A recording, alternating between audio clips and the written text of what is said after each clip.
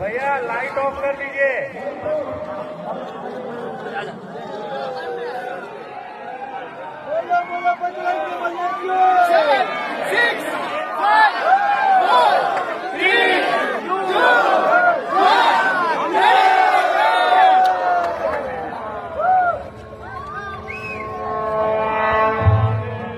సర్వ మానవాళికి రక్షకుడు, మనకు కొండంత అండగా నిలిచేవాడు, మనసులో తలచిన వెంటనే గుండెల నిండా ధైర్యాన్ని నింపగలిగే మహాయోధుడు, అభయహస్తంతో ఎల్లవేళలా మనల్ని కాపాడే ఆ పవనపుత్రుడి ఇప్పుడు మనసారా స్తుతించుకుంటూ శ్రీ పంచముఖ ఆంజనేయ స్వామిగా అవతారమెత్తిన కథ దృశ్య రూపంలో తిలకిద్దాం రండి.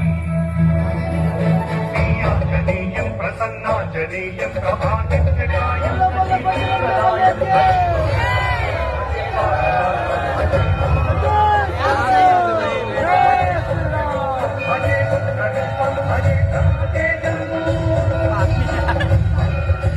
అది రామాయణ మహాయుద్ధం. శ్రీరామచంద్రుని సారథ్యం వానర సైన్యంతో విజృంభిస్తూ లక్ష్మణస్వామి తనతో పోరాటం చేస్తున్న రావణుడి కుమారుడు ఇంద్రజిత్ తలని బాణంతో ఒక్క వేటుతో వేరు చేశాడు.